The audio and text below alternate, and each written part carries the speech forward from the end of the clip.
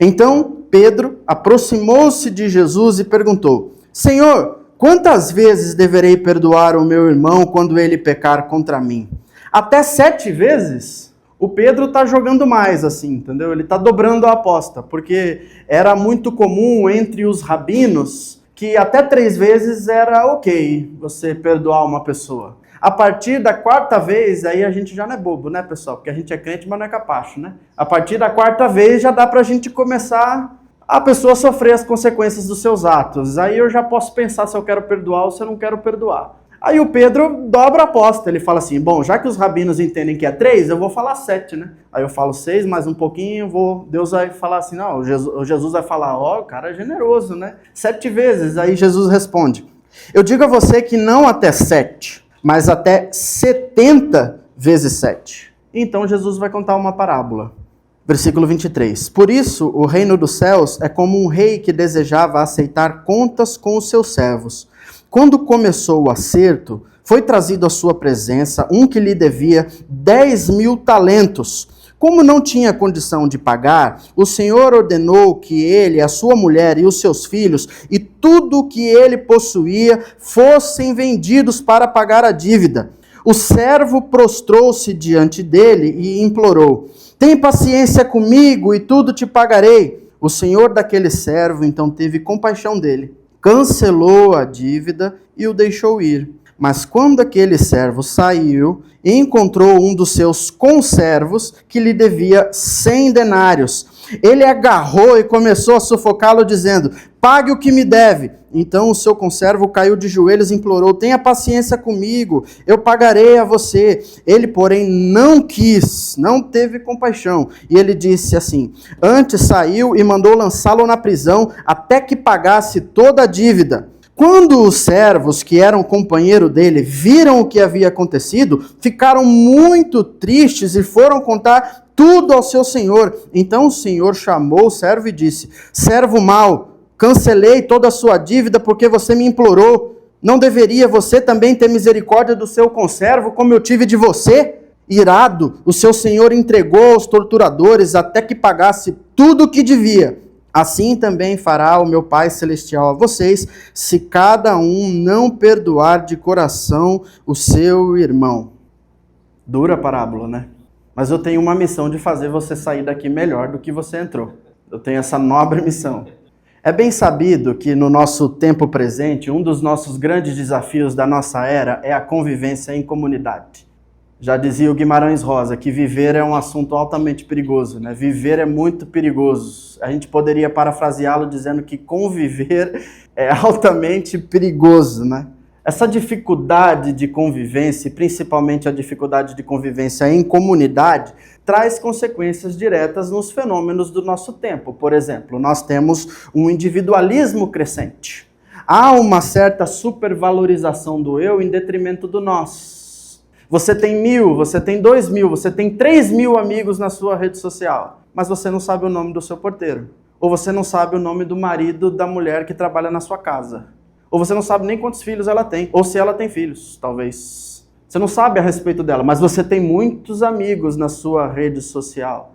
Há também nos desafios do nosso tempo, esses fenômenos que acontecem na estrutura da nossa sociedade, as nossas bolhas digitais. Nós estamos na polarização das redes sociais, né? Ou é 8 ou é 80. Ou você está de um lado ou você está do outro. Ou você acredita numa coisa ou você não acredita naquela coisa. Não existe meio termo, né? Há também falta de tempo, né, pessoal? Falta de vínculos sociais, né? A nossa estrutura de sociedade mudou, né? A forma como a gente trabalha mudou. Hoje a gente não faz, assim, 30 horas, 40 horas. Às vezes a gente trabalha 44 horas semanais e ainda leva trabalho para casa ainda. Às vezes a gente está em férias e ainda tem que ficar respondendo o chefe. É difícil, né, a gente se desligar. A forma como a gente se relaciona hoje mudou. Hoje a nossa convivência online é muito mais do que a nossa convivência real, pessoal. A gente não quer muito, né? Quem aqui adora quando alguém cancela um encontro? Em cima da hora, fala assim, eu não vou poder ir. Eu falo, nossa, eu estava querendo ir. A gente tem muita oferta de coisas hoje. Se eu estou na minha casa tem um ar-condicionado, bate uma brisa legal lá, eu tenho um stream se eu quiser, eu tenho acesso a qualquer canal de televisão que eu quiser assistir, a gente trabalha para que a gente possa usufruir desse nosso dinheiro, né? Então, às vezes, a gente pode ir para um jantar, a gente pode ficar isolado, se a gente quiser ir fazer uma terapia num spa, num lugar distante, a gente vai, a gente meio que não gosta de gente, né? Meio difícil conviver hoje, né? Convivência em comunidade, falta espaço comunitário. Cadê as igrejas que a gente tinha antigamente? Cadê os retiros? Cadê os congressos que a gente fazia, né? Ficou caro, né, pessoal? É caro fazer hoje. É caro manter estrutura hoje, né? Eu cresci numa igreja que tinha o espaço do salão, tinha o espaço das crianças, tem um espaço onde a gente podia brincar e a gente podia correr. Todo ano tinha 2, 3 retiros para a gente fazer, mas hoje não tem mais, né? Custa muito caro fazer.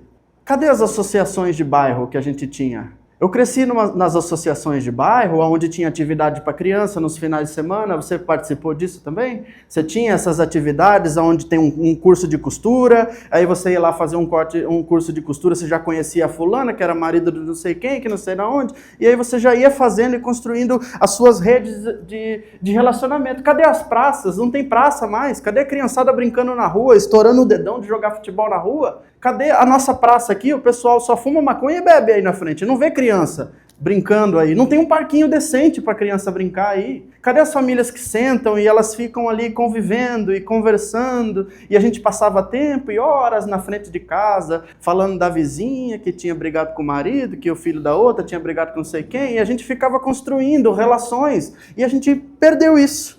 É claro que tudo isso, né, não somente isso daí, mas tudo isso contribui para o desenvolvimento de uma sociedade onde as relações são frágeis. As relações, elas são utilitaristas. A gente constrói relacionamentos passageiros, desinteressados ou interesseiros. Aí os nossos amigos sociólogos estão chamando isso daí de solidão estrutural. Nossos amigos sociólogos estão estudando os fenômenos da nossa sociedade, pessoal. Eles são importantes para nós. Eles só não fumam maconha e votam no PT, não, pessoal. Eles estudam, viu? Eles estudam os fenômenos estruturais da nossa sociedade. Eles trazem respostas para nós. E aí a gente está sofrendo com esse negócio aí de solidão, inclusive declarado pela própria OMS. Vivemos uma pandemia de solidão, de isolamento social. E eu falo de solidão não só como um sentimento individual, mas eu falo como um fenômeno social. E como um fenômeno social, isso muda as estruturas da sociedade. Isso muda a nossa forma de convivência. Isso muda a nossa percepção de mundo. Eu olho para você de uma maneira diferente que eu olhava 10, a 20, a 30 anos atrás. A maneira como a gente se relacionou enquanto criança é muito diferente quando se tem uma pandemia instaurada no mundo. Quando se tem a maior Organização Mundial da Saúde dizendo que nós estamos sofrendo de isolamento social. E a solidão estrutural, ela não é somente esse sentimento, essa solidão, não é somente se sentir sozinho, mas, na verdade, é você viver dentro de um sistema que desestimula os encontros reais. Você não está posto aqui no mundo para se relacionar. Hoje a sua atenção é meio que algorítmica, né? Hoje as big techs, elas querem a sua atenção. Elas querem você com o celular lá assim, ó, enfurnado lá dentro, OpenAI, a gente tem lá a Meta, a gente tem essas grandes, né, empresas que elas querem a sua atenção. Não custa nada, mas custa a sua atenção, custa a sua forma de se relacionar, custa a maneira como você lida com o outro. E é claro que, como um outro fenômeno estrutural da nossa sociedade, nós temos a dimensão espiritual, eclesial. E a gente percebe isso dentro da nossa comunidade. Nós percebemos isso dentro da igreja. Porque se a sociedade está mudando, a igreja também, consequentemente, vai mudar. E como é que a gente percebe isso? A gente chama de megachurches, grandes igrejas, grandes movimentos, assim. Um pastor popstar que sustenta toda a visão, é quase que uma visão empresarial. Tem muita gente lá, mas as pessoas não se conhecem, elas não se relacionam. Elas não têm impacto uma na vida das outras, elas são participantes, elas são frequentadoras. Elas não pertencem àquele lugar ali. Não existe diálogo, não existe vulnerabilidade, não existe comunidade, não tem espaço para perdão, porque lá dentro não tem decepção. Você não conhece ninguém, todo mundo lá dentro é legal, é bacana. Você vai no máximo assim com a sua família, um amiguinho ou outro que convidou você, mas você mesmo não desenvolve relacionamentos com ninguém. É grande, é mega, tem 10 mil pessoas lá dentro, mas você não conhece absolutamente ninguém ali. Porque Porque hoje a galera, né, o sujeito vai para a igreja hoje para fazer networking, né? A galera vai para a igreja hoje não é para encontrar Jesus, é para encontrar cliente.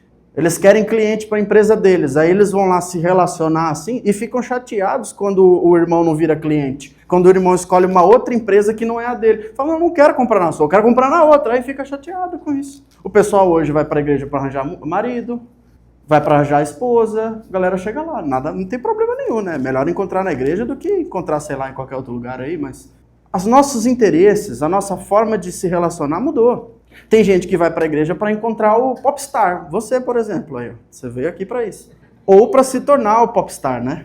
Porque hoje os grupos de louvor, eles não querem mais adorar a Deus. Eles querem fazer show, né? A gente precisa aparecer. A gente quer ser visto, né? Qual que é o resultado de tudo isso daí?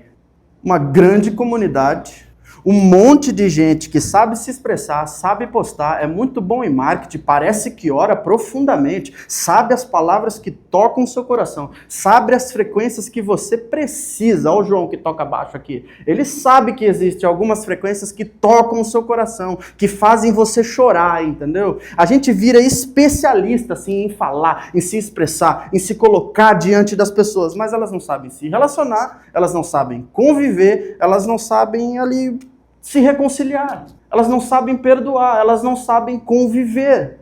Não é só um problema lá da sociedade, é um problema que está dentro das igrejas. Aí a gente entra em colapso, porque a gente está rodeado de gente, a gente conhece um monte de pessoas, a gente participa de retiro com 300 pessoas, com 600 pessoas, mas a gente olha para a nossa vida, a gente está carente de presença. A gente não tem relacionamentos profundos, assim, falta gente. Quero gente. Quem é que se importa comigo? Quem é que fala comigo? Quem são os meus amigos? Quem são as pessoas que eu posso confiar? Falta, porque é muito possível que você participe das atividades da igreja e ainda se sinta sozinho. Ainda se sinta em solidão. Pode ser que você faça parte dos ministérios da igreja, pode ser que você seja envolvido na igreja e ainda assim se sinta sozinho.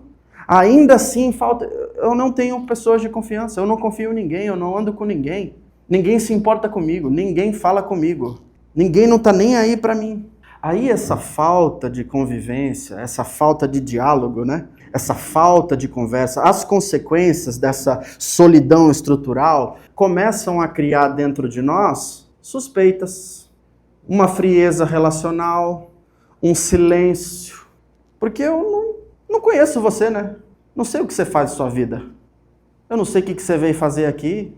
Eu não sei quem são seus filhos, eu não converso com você, eu não me relaciono com você, eu não sei quais são os seus pecados, a gente não confessa pecado uns aos outros, eu não sei quais são as suas dificuldades, eu não sei a sua história, eu não sei quais foram as coisas ruins que aconteceram na sua história. Talvez você tenha uma trajetória assim de superação que eu não faço a menor ideia que aconteceu. Ou talvez não, você está aí só existindo, mas eu não sei absolutamente nada sobre você. Eu não converso com você. Mas eu tenho suposições ao seu respeito. Eu tenho imaginações. Eu tenho os meus achismos. Tudo que eu sei ao seu respeito é assim. É o que eu vi na sua rede social. É o que você postou lá. E a partir do que você postou lá, ou a partir da maneira de como a gente se conversa e a gente se relaciona aqui, eu vou criando uma identidade sua. Eu vou dizendo, essa pessoa é legal, essa pessoa não é legal, essa pessoa aqui é bacana, essa pessoa aqui não é bacana. Mas eu não converso com você, eu não sei sua história. Eu não sei se você está aqui sorrindo na frente de todo mundo e chora no banheiro. Eu não sei disso. Eu não converso com você. Eu não tenho intimidade com você. Então tudo que eu sei é baseado no meu achismo, fruto da minha imaginação para você. Aí tem aquele versículo bíblico que diz lá que mente vazia é o quê? Oficina do diabo, não é? Está na Bíblia, não está? Não está na Bíblia, claro que não. Mas faz sentido, não faz? Faz sentido. Faz. Sabe por quê? Porque o sujeito entra aqui, ele passa por você, ele não te cumprimenta, o que você pensa? Fala, não gosta de mim. Tem alguma coisa errada em mim. Deve ser assim, né? Tipo, por que essa pessoa não fala comigo? Por que essa pessoa não me trata da maneira como eu espero que ela me trate? Tem algum problema. E o problema sou eu. Só que às vezes não, meu. Às vezes a pessoa só não está num dia legal. Ou talvez não, às vezes ela não gosta mesmo e que tá tudo legal, viu? Tá tudo bacana, a gente não é obrigado a gostar de todo mundo, a gente pode amar todo mundo, mas não precisa gostar não, se não quiser, só respeitar já tá ótimo já para nós. Eu, por exemplo, eu fui criado no Mato Grosso do Sul, e quando eu cheguei aqui, com esse calor, eu gordinho, com essas gordurinhas aqui, o pessoal quer me abraçar, eu falo, não, sai, eu não gosto de abraço, eu não quero vocês me abraçando, eu tô suado. Aí eu percebi, bom, o nordestino, ele é caloroso, ele quer abraçar, ele quer ver, então eu me esforço. Mas às vezes eu tô no modo sul-mato-grossense. E às vezes para mim só um bom dia, boa tarde, boa noite tá ótimo. E às vezes eu tô ainda no modo curitibano, que nem responder bom dia eu respondo.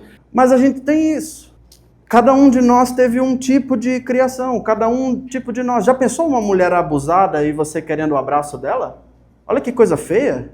Já pensou, ela tem alguma coisa, algum gatilho que fala, não, eu não consigo abraçar as pessoas. E aí você está se sentindo mal, porque você criou um conflito imaginário na sua cabeça. Vive lá dentro de você. Porque aí mente vazia é o quê? Oficina do diabo. Você abre o seu celular lá, ó. Tu é escravo da meta. Aí tu abre o seu celular, você vê os irmãos lá almoçando junto, aí você pensa assim, não me chamaram. Não me convidaram para essa festa pobre. Não sou bem-vindo aqui nessa panelinha. Esse povo não me convida. Deve ser minha família, só pode. Deve ser. Eu não sou bem-vindo, deve ter alguma coisa comigo, deve ser o meu marido, deve ser minha esposa, deve ser alguma coisa. A gente confia. E aí o que acontece? Você vai chegar na igreja, não vai? Porque você não vai deixar de ser crente, né? Senão você vai para o inferno, né? Se você deixa de ser crente, aí você tem que vir para a igreja. Tem que conviver aqui com o povo. Aí você chega aqui, como que você trata? Você é indiferente. Você começa a se defender de algo que nem existe. Cria um conflito imaginário na sua cabeça, baseado na sua suposição, baseado na sua falta de informação a respeito do outro, porque a gente não convive. Eu não sei quais são suas lutas, eu não sei quais são os seus pecados, eu não sei qual é a sua dificuldade, eu não sei. A gente não se conversa. E eu não faço a menor ideia, mas a mente está vazia. E o diabo, ele aproveita de tudo isso daí. Você poderia dizer assim, Lucas, nada a ver isso daí, coisa da sua cabeça. Tá criando um conflito interno seu aí, tá querendo passar para nós. Tem dados para falar? Claro que tem. Já falei para você, os nossos amigos sociólogos, eles não estão perdendo tempo. Há pesquisas. Há uma solidão estrutural presente no mundo. Para você ter uma ideia, por exemplo, 1 em cada 4, 5 adultos no Brasil, eles se sentem em alto nível de isolamento social. 1 a cada 4, 5, porque a pesquisa diz que entre 23% a 24% no Brasil. E ó que nós somos assim, a cultura, né, da receptividade, né? Aí isso é nível Brasil. Mas agora, se você for para dentro da igreja, os membros que são menos envolvidos, os membros que são menos enganjados, 1 a cada 3 se sente em alto nível de solidão. Nós aumentamos a estatística agora para 33%, hein? 33%, 34%. 1 a cada 3 dos membros menos enganjados se sente sozinho dentro de uma igreja. Sabe como é que a pesquisa mostra que os membros que são mais enganjados, mais envolvidos, eles curaram isso? Com 3 coisas: leitura da palavra de Deus, prática do perdão e relacionamentos. Quando você tem leitura da palavra de Deus, prática do perdão e relacionamentos, cai de 1 para 10. Se sente sozinho. De 1 para 3, vai para 1 para 10. Somente pelas práticas. Aí você fala assim, legal, né? Mas você sabia, por exemplo, que 2 a cada 3 pastores, eles se sentem em solidão, se sentem sozinhos? 2 a cada 3. Nós estamos falando de 63%, 64%. Só os pastores que estão felizes devem ser o pessoal da Mega Church. Só eles que devem estar. Mas a gente não. Eu acredito que você não deve discordar que há sim uma solidão estrutural, e essa solidão estrutural aqui está presente na nossa sociedade, e ela modifica com grande dificuldade aqui a nossa convivência. Traz para nós dificuldades, a nossa forma de se relacionar. O que talvez você não sabia é que isso está presente dentro da igreja. O que talvez você não sabia é que isso também estava presente na sociedade do Pedro, na sociedade de Jesus. Porque o apóstolo Pedro disse, versículo 21, o que para nós? Senhor, até quantas vezes eu vou ter que perdoar essa gente aí, hein? Até quantas vezes eu vou ter que lidar com esse povo? Com esse povo que me machuca, que me fere, que mente, que diminui a minha imagem, que fica tirando vantagem de mim, que fala mal de mim, que me desestimula o tempo inteiro. Até quando eu vou ter que conviver com essas pessoas aqui que são imperfeitas? Aí a gente precisa concordar às vezes com o apóstolo Pedro, né? Porque chega uma hora assim da nossa vida que a gente cansa, né, pessoal? Fica meio difícil suportar e é melhor se isolar mesmo, né? Por isso que o sonho de algumas pessoas aí é comprar um sítio E se mandar para o interior, entendeu? Alguns já realizaram o sonho aí já estão morando no sítio, já foram embora.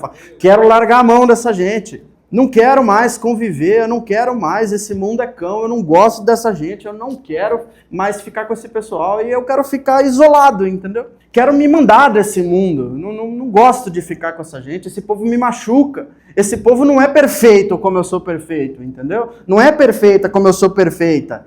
E de uma certa forma, assim, né, aqui entre nós somos um pouco mais pacientes com o pessoal da realidade lá de fora, né? Com esse pessoal que é do mundo. Esse povo aí que está indo para o inferno, a gente é um pouquinho assim mais aberto e paciente com eles, né? Porque a gente diz assim, eles não conheceram Jesus, né? Eles ainda não conheceram o Evangelho, eles ainda não foram batizados, eles ainda não vieram para a igreja. Por isso que a gente tem muito amigo legal fora da igreja. Você tem amigos fora da igreja que são mais legal que o pessoal da igreja? Eu tenho muitos amigos fora da igreja que é mais legal que o povo crente. Gosto demais deles, são muita gente boa, porque eu sou paciente com eles. Eu perdoo a prática deles, porque eu tenho esse entendimento de que assim, eles não vieram para Jesus, né, ainda. Só que aí o problema é que nós somos os crentes. Nós fomos para Jesus. Nós entramos na comunidade dos talmidins. Nós entramos na comunidade do povo que está falando que quer ser discípulo de Jesus. Aqui a gente vai para a igreja. Aí a gente vai para a igreja querendo parar de beber. Mas aí o povo da igreja bebe. O povo chapa o coco. Bota foto do porre nos stories hoje em dia. Antigamente, quando eu era criança, o povo tinha vergonha, mas hoje não. Bebida era o pecado de 1980. Hoje não, hoje o pessoal coloca para todo mundo. Aí a gente vai para a igreja para resolver o nosso problema. A gente quer parar de fumar, mas os irmãos da igreja fumam. Aí a gente falou, o que a gente faz dentro da igreja? Eu vim para cá para largar o meu vício. Aí eu chego aqui e o pessoal fuma. Fiz parte de uma experiência religiosa com os meus amigos, quando a gente crescia, quando eu tomava conta do louvor, eu tinha um amigo que eu precisava fazer o louvor junto com ele, e eu sabia que ele tinha passado a noite toda fora, e ele ou estava um pouco louco de álcool ou um pouco louco de maconha. Mas eu sabia que ele estava ali junto comigo, e eu precisava ter uma paciência com ele. Olha assim que eu cresci numa igreja bem tradicionalista, hein? Uma igreja assim, bem ferrenha nessas questões de doutrina, sabe?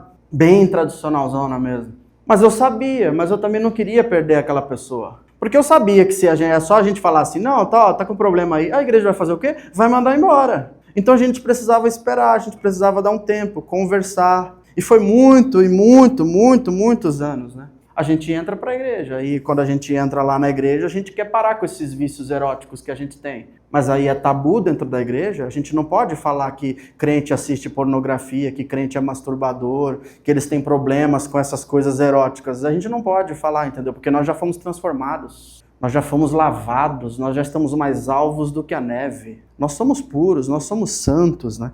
Você entra para a igreja e quer salvar o seu casamento. Aí chega lá, tem uma mulher falando de Jesus, que está no 6º casamento, na verdade teve 5, o 6º que ela está agora, nem marido dela é mesmo, aí ela fala a respeito desse casamento, ou seja, ela está morando junto, mas não é casada. Aí você fala, aqui Jesus te transformou o quê, minha senhora? Você vai para a igreja, o padre tem fama de pedófilo, você chega na igreja evangélica, você chega na igreja protestante, lá o pastor tem fama de ladrão de dízimo. O pessoal, ano que vem, vai falar mais do inelegível lá do que realmente falar do evangelho de Jesus. Você fala, tá difícil, não vou conviver com esse povo. É muito difícil, eu vou me embora. Quantos de vocês conhecem pessoas que saíram de igreja porque não aguentavam mais política? Que não aguentava mais as desavenças? Quantas pessoas, quantas famílias você vê que se desestruturou ou estão desestruturadas há tanto tempo? Aí a gente chega na igreja para resolver o nosso problema? Não tem. Aí a pergunta do Pedro, você vê assim, talvez ele não esteja falando somente sobre perdão, né? Não é somente isso que ele está falando. Tem algumas outras nuances aí. Principalmente pelo contexto onde ela está. Você viu o versículo 15 a versículo 20? O que Jesus está falando antes de Jesus contar a sua parábola? Jesus está falando sobre a convivência em comunidade. Ele está mostrando para nós como é que a gente tem que conviver. E às vezes, né, você tem aí na sua Bíblia Sagrada, aparece para você esses títulos, né, que você tem em negrito, tá vendo, né, que tem? Você tem os capítulos, você tem os versículos. Então isso dá a entender que o Pedro aí está mudando o assunto. Parece que o Lucas está mudando. Mas não, na verdade é tudo uma coisa só. O Mateus 18 é tudo uma coisa só, um raciocínio só. Então, quando Jesus termina de falar o versículo 20, automaticamente o Pedro já está dizendo assim, Pedro, Senhor, quantas vezes eu vou ter que perdoar as pessoas? Então, não é somente uma pergunta sobre perdão. Jesus fala sobre convivência em comunidade. E quando ele está falando a respeito da convivência em comunidade, utilizando a lógica do reino de Deus, ele vai falar sobre a nossa identidade. Ele vai falar sobre a identidade do rei, ele vai falar sobre como nós somos, como as pessoas que estão no reino, elas funcionam. Tem alguns detalhes aqui que é importante a gente ter em mente. O Pedro não está falando somente sobre perdão. O Pedro está falando também sobre convivência, com os limites da convivência. Até quando a gente tem que conviver? E a resposta de Jesus é sobre identidade, sobre quem Deus é, sobre quem o rei é e quem são os habitantes desse reino. Porque às vezes, irmão, preciso te dizer uma coisa. Principalmente porque a gente pega essa teologia ocidental, nós somos frutos disso, e a gente vem dos nossos irmãos reformadores, e a gente tem uma certa tendência a contar a nossa história a partir do nosso pecado.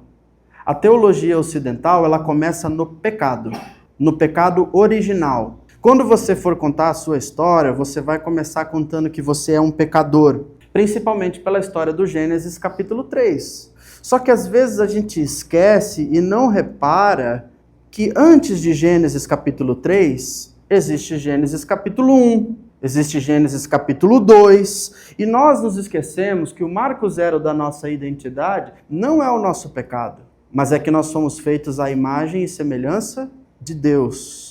Esse é o nosso início da nossa história. É claro que depois vai vir Gênesis capítulo 3. É claro que depois vai vir o nosso pecado. Mas nós iniciamos a nossa história sabendo que nós somos a imagem e semelhança de Deus. E esse Deus aqui, que nos faz a sua imagem e semelhança, ele é um Deus relacional por natureza. Ele é um Deus Emanuel. Nós somos frutos de uma relação perfeita entre iguais, onde nós temos Deus Pai, nós temos Deus Filho, nós temos Deus Espírito Santo, e nós nascemos disso. Nós não nascemos de um Deus que é sozinho. Deus não é sozinho. Deus é Deus conosco. Deus é um Deus relacional. Nós nascemos disso. Nós somos feitos à imagem e semelhança dessa relação perfeita entre iguais. E antes mesmo da nossa existência, é bom a gente lembrar e entender que havia um perdão de pecados disponível a todos nós. Porque a cruz de Cristo é conhecida desde antes da fundação do mundo. O Cordeiro de Deus que tira o pecado do mundo já tinha um plano antes mesmo da nossa existência.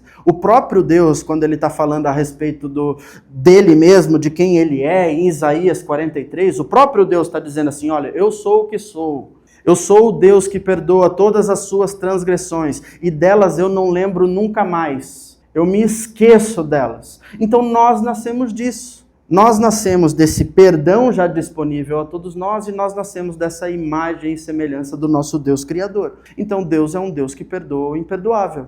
Se você observou a parábola, são 10.000 talentos. Um talento, para você ter uma ideia, é mais ou menos aí, talvez alguns autores podem divergir, mas em torno de 6.000 denários. Quanto é que equivale a um denário?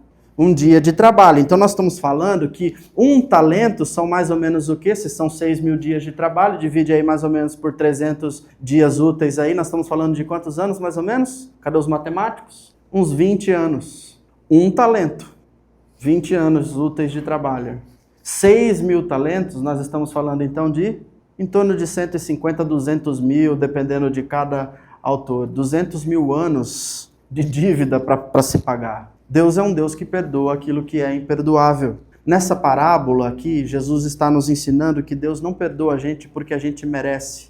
Ele perdoa porque ele é perdão. Ele é amor. Lembra da parábola passada, onde a mulher ela ama porque ela sabe que os pecados dela foi perdoado, então ela só está reagindo. A expressão do perdão é a expressão do amor. Faz parte do caráter de Deus. O perdão não é uma resposta ao nosso bom comportamento. Não, é a expressão do caráter de Deus. Deus tem perdão na sua essência. Antes mesmo da nossa criação, ele já havia decidido perdoar cada um de nós. E se o perdão, então, é a identidade do reino, do rei, então quer dizer que isso também se torna a identidade dos habitantes do reino. Se nós somos feitos à imagem e semelhança do rei, então isso quer dizer que também o perdão de pecados está disponível a nós. As relações também estão disponíveis a nós.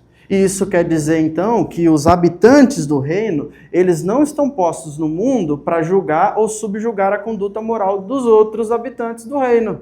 Eles estão postos para manifestar a imagem e semelhança do Deus Criador. do Deus perdoador. Nós não nos relacionamos uns com os outros a partir do que você faz ou eu faço, ou o que você deixa de fazer. Nós nos relacionamos uns com os outros a partir do que Deus fez em nós e por nós. É isso que constitui as nossas relações uns com os outros. Eu não dependo do que você faz ou o que você deixa de fazer. Eu me relaciono com o outro a partir de uma consciência profunda do que Deus já diz ao meu respeito e que já fez para mim e por mim e em mim. É a partir disso que eu me relaciono com você. E é claro que você poderia te dizer assim, mentira, Lucas. Mateus 18 está ensinando aqui que a gente pode sim julgar o outro, que está em pecado. Pode sim. Está falando aí para nós, você não leu aí, que ele falou que pode. Vai contar para a igreja ainda. Ó. Conta para a igreja, joga no ventilador. E eu diria e endossaria para você que sim, é verdade. A gente pode mesmo julgar uns aos outros. Inclusive, em João capítulo 7, o próprio Jesus fala isso. Pode sim julgar. Pode julgar uns aos outros aí. E julgue segundo a reta justiça. Julgue, mas faça um julgamento justo. João 7, 24. Porque se você vai julgar o outro a partir do seu achismo, a partir do seu ressentimento, sem fazer parte da vida do outro, sem escutar e convites de perdão, e novamente convites de perdão, sem você estar ali envolvido, sem participar da vida do outro, então você não está fazendo um julgamento justo. Se você está julgando o outro a partir das suas fraquezas mal resolvidas, então você não está fazendo um julgamento justo. Porque se você julga o outro a partir do seu ressentimento, do seu achismo, você não está construindo caminhos para convite de perdão.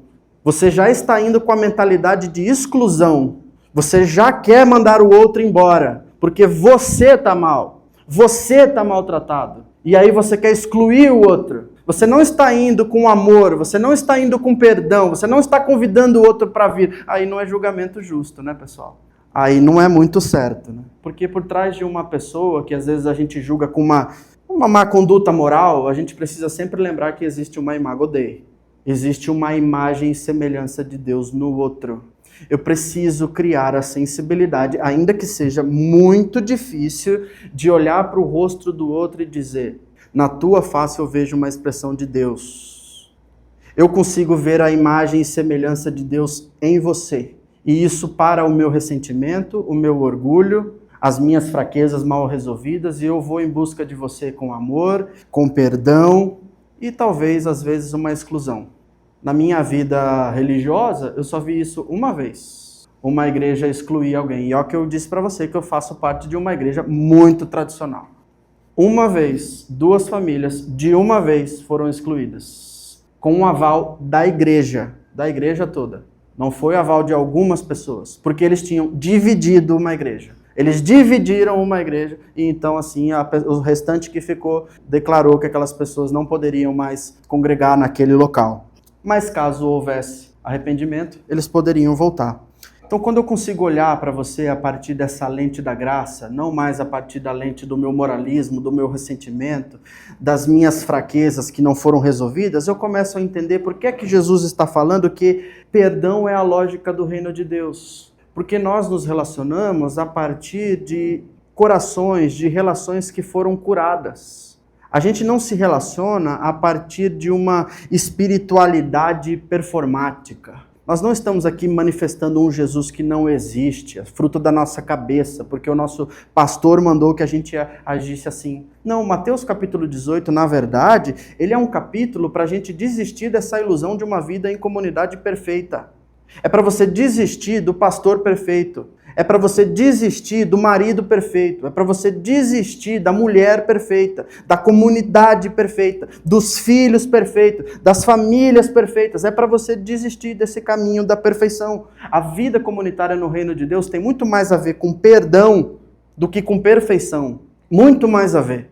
Muito mais a ver com recomeços, reconciliações, do que buscar uma vida de perfeição. Nós não estamos aqui buscando uma vida perfeita. Não, nós somos disfuncionais mesmo. Nós somos pecadores mesmos. A Bíblia é repleta de gente disfuncional, mas coerente. A Bíblia não, Deus não busca corações perfeitos, Deus busca pessoas coerentes. Nós não estamos aqui nos relacionando, buscando pessoas perfeitas.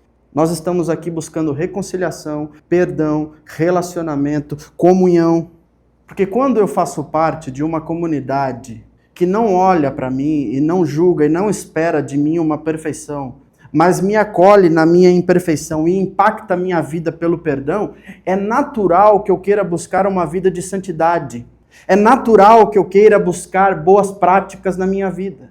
É natural que eu desista dos caminhos que estavam me levando à morte. Eu quero parar com as práticas que eu fazia. Eu quero parar com as coisas que eu estou fazendo. Eu quero deixar esse velho homem para trás. Mas eu não fui impactado porque as pessoas estão cobrando de mim uma vida de perfeição. Não, eu fui impactado pelo perdão, porque eu sei que eu faço parte de uma comunidade que quando eu cair, alguém vai me levantar. Alguém vai me chamar, que quando eu estiver saindo assim das veredas da justiça, né, aí alguém vai lá e me busca e traz de novo por amor do nome de Jesus Cristo de Nazaré. Fala, vem aqui para o seu lugar, é aqui. Então eu não preciso mais ficar manifestando uma imagem e semelhança de Jesus Cristo no mundo, porque senão eu vou para o inferno, entendeu? Porque senão eu não agrado o meu pastor, porque senão, olha, eu não vou bater aqui a minha espiritualidade, o meu medo, a minha culpa. Eu visto uma máscara religiosa e eu fico andando parecido com Jesus por aí, mas na verdade eu sou parecido com a minha religião, eu não sou parecido com Jesus. Inclusive, talvez se Jesus viesse hoje, talvez a gente não reconheceria, porque talvez ele não ia parecer crente e a gente ia matar ele de novo. Não, agora eu manifesto Jesus a partir da minha imagem, da imagem e semelhança que eu fui criado, porque eu sei que isso faz parte da minha identidade. Eu fui criado assim. É natural de mim querer ser assim. É natural de mim querer amar. É natural de mim querer perdoar. É natural querer recomeçar, relacionar. É natural uma comunhão. Essa é a identidade que eu recebi das próprias mãos do Cristo. Antes de eu ser um pecador, eu já fui criado à imagem e semelhança dele. Então é isso que eu quero manifestar no mundo. É isso que eu entendi. Quando a gente estava falando na temporada passada, na temporada Valores, a gente estudou a parábola da dracma perdida, da moeda perdida. E lá eu afirmei para você que o antídoto de Deus para a solidão é a comunhão. A cura de Deus para a nossa solidão chama-se comunhão. Porque tem gente que é tão assim alheia à realidade da vida que você pergunta para a pessoa, fala, qual que é o seu defeito? Ele fala que eu sou perfeccionista. A gente perfeccionista, a gente chata, amigo. Ninguém aguenta gente perfeccionista. Ó, um porre. A gente está cansado de gente perfeccionista, legalista, fundamentalista. O justo é o problema do nosso tempo. Quem se considera mais do que os outros é o problema do nosso tempo. A gente não consegue mais se perceber iguais, aí ninguém gosta. Aí por isso que fica isolado.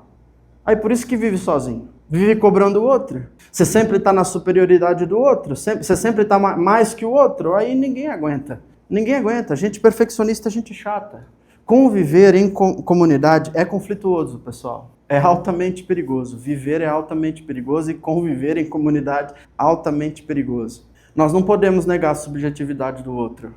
Você tem os seus pensamentos. Você tem a sua história. Você estudou numa escola, você fez parte de uma família, você tem um emprego, você tem uma renda, você morou em determinado bairro, em determinadas cidades, você tem um tipo de personalidade, de sentimento, de pensamento, você tem as suas experiências individuais e tudo isso aí moldou a sua percepção de mundo. E o outro também tem as experiências dele, a forma que ele viveu. E a gente não pode negar a subjetividade do outro. Um grande caminho para a nossa maturidade é a gente conseguir assumir assim, e falar, talvez se eu morasse nesse bairro, tivesse essa renda, tivesse essa vida, tivesse esses filhos, tivesse esses pais que você tem, tivesse ouvido as coisas que você ouviu, talvez eu seria que nem você. Eu entenderia mais o seu lado, entenderia mais o seu ponto de vista. Essa parábola ensina alguns caminhos para a gente viver e conviver em comunidade. É interessante porque a gente não falou em nenhum momento sobre a parábola, né? Com exceção dos talentos, né? Mas a gente falou tudo, absolutamente, o que diz a parábola. E ela ensina algumas coisas para nós. Eu diria, em primeiro lugar, lembrar que nós somos devedores perdoados. Aprendemos isso semana passada e reafirmamos isso hoje. Então, antes de você lembrar quem te feriu, lembre quem perdoou você. Eu diria também que a gente precisa parar de estrangular os outros por causa de 100 denários. Eu não quero diminuir a sua dor, mas já diminuindo. Eu gostaria que você colocasse a sua dor em detrimento do que Jesus Cristo fez por nós. Coloque numa proporção diante do que Jesus fez por nós na cruz. O cancelamento da nossa dívida. E coloque os 100 denários que as outras pessoas fizeram contra você. Olhe para a sua vida e se observe nos seus 10.000 talentos, nos seus 200.000 anos de dívida. E coloque aqui assim, os 100 denários das outras pessoas que devem você. E eu sei sim que às vezes 100 denários dói. Tem gente que machuca a gente. Só que você também já machucou algumas pessoas por aí também. Se você pensar assim, será que eu fui mais perdoado ou será que eu machuquei mais? Qual tipo de conclusão você chegaria na sua vida? Porque tem gente mesmo que machuca a gente. Tem um pessoal que é tão sem vergonha, que eles falam assim, não, vai desculpando qualquer coisa. Desculpa qualquer coisa, o cacete, amigo. Você passou pela minha vida, você destruiu a minha vida, você acabou com a minha família, com os meus sonhos, com os meus planos. Eu tive que recomeçar tudo, aí você vai desculpando qualquer coisa? Você não sabe nem dar nome para as coisas que você fez? Mas isso diante de Deus, do que Deus já fez por cada um de nós, são 100 denários. Eu também diria para você, liberar o outro e deixar nas mãos do rei. Deixa aí. Perdoar e deixar aí.